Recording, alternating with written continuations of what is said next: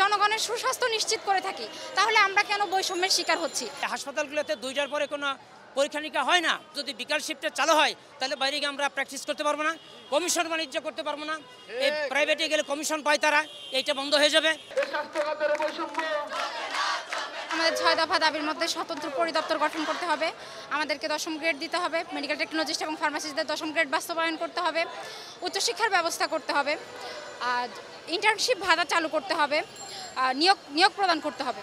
কারণ হচ্ছে আমাদের স্বতন্ত্র পরিদপ্তর চাওয়ার মেন কারণ হচ্ছে আমরা এখন যাদের আওতাধীন আছি, যারা আমাদের অভিভাবক, আমরা যাদেরকে মানছি, তারা আমাদেরকে কোনো গুরুত্ব দিচ্ছে না।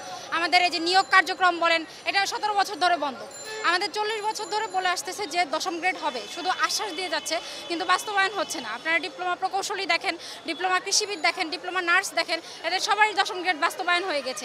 আমরা এমন একটা সেক্টরে আসি যে সেক্টরটা মূলত আমরা জনগণের সুস্বাস্থ্য নিশ্চিত করে থাকি, তাহলে আমরা কেন বৈষম্যের শিকার হচ্ছি? আমরা হচ্ছে এক্সরে, এমআরআই, আলট্রাসোনো এবং বিভিন্ন ধরনের যে টেস্টগুলো আছে ওইগুলো করে থাকি।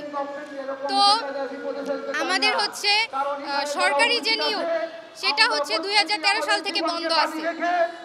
এখন সরকারি যে প্রতিষ্ঠানগুলো আছে, হসপিটালগুলো আছে, ওইগুলোতে হচ্ছে WHO অনুযায়ী 1:3:5, মানে হচ্ছে একজন MBBS স্পেশালিস্ট ডক্টরের অপোজিটে 5 জন করে চিকিৎসা প্রযুক্তিবিদ প্রয়োজন।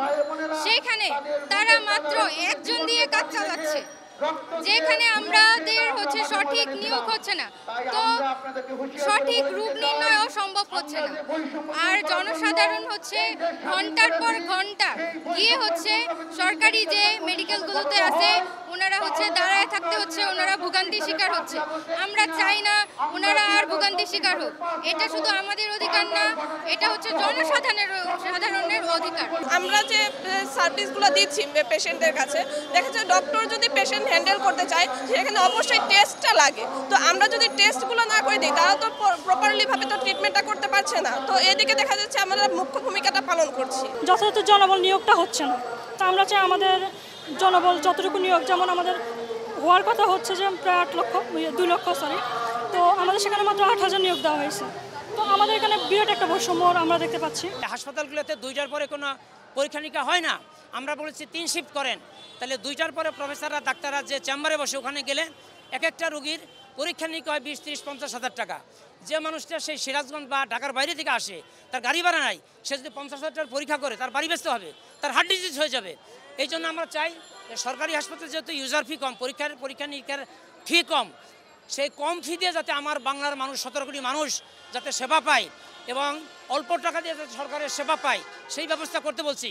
কিন্তু অসাধু কিছু আমলা, অসাধু কিছু মন্ত্রী, অসাধু কিছু চিকিৎসক সমাজ মনে করে যে যদি বিকাল শিফটে চালু হয় তাহলে বাইরে গিয়ে আমরা প্র্যাকটিস করতে পারবো না, কমিশন বাণিজ্য করতে পারবো না। এই প্রাইভেটে গেলে কমিশন পায় তারা, এইটা বন্ধ হয়ে যাবে। আমরা চাই সরকার, পিজিতে এরকম চালু হয়েছে, বাংলাদেশের টেকনাফ থেকে তেঁতুলিয়া, পাকশি থেকে পাথুরিয়া, যতগুলো সরকারের হাসপাতাল আছে সব জায়গায় কমপক্ষে 2 শিফট চালু করা হোক। তাহলে সারা বাংলাদেশের মানুষ, এই 17 কোটি মানুষ সকালেও গিয়ে সেবা পাবে, বিকালে গিয়েও সেবা পাবে, পরীক্ষা নিরীক্ষা করতে পারবে।